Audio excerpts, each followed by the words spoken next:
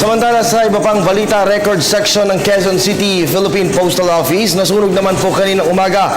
Alamin natin ang detalye ng ulat mula naman sa aming kasamang si Julius Tisamburon, live via phone patch.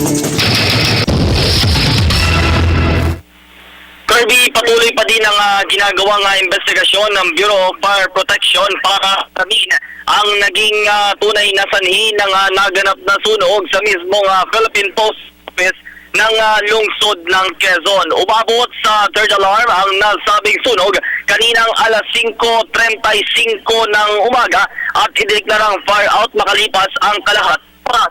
Ito'y dahil na din sa mabilis na pagresponde ng mga tauhan ng Bureau of Fire Protection. Ito, ayon kay BFP Superintendent Jesus Fernandez, naabo ang record section ng nasabing tanggapan at more or less ay nasa 2 kwarto ang nadamay, gayon din ang mismong lobby nito.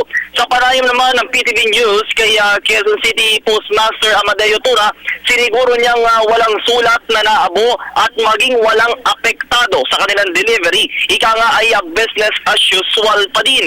Ani pa ng opisyal, pangunahing naabo o nasunog ang mga request of certification mula sa korte at ilang private individuals. Kanina din, Kirby, naabutan din namin isang empleyado ng nasabing opisina na nagtsatsaga sa paggamit ng kandila dahil sa walang supply ng kuryente.